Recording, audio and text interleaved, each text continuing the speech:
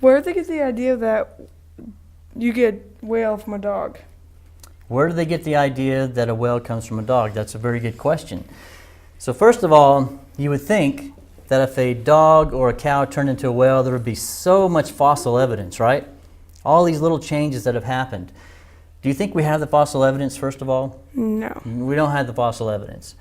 But there must be massive amounts of it. In fact, Charles Darwin said, if you're going to pick on my theory, and I'm paraphrasing, he said, it's the lack of evidence in the fossil record.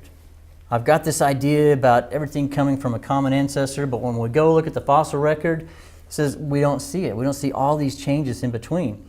And what he did was put it off to the future. He said, well, maybe in the future we will uncover more.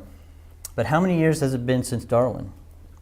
150 years since his birth, basically, right? 100 years since he wrote the book.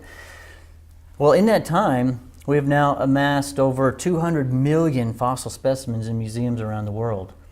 How many of those do you think we see where a wolf turns into a whale over time? None. We don't have it, right? What they really go to is there's a bone in a whale in the hip, and they say that that bone is a modified bone from the wolf or the cow or whatever you want to call it that was on land when this animal gave birth and needed hips to give birth, right?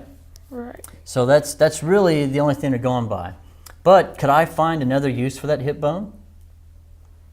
In fact, if we go watch nails in nature, we see that that's a very prominent, necessary piece for female whales when they give birth, right?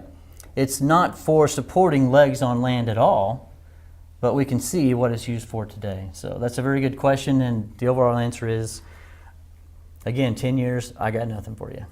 Okay. Thank you.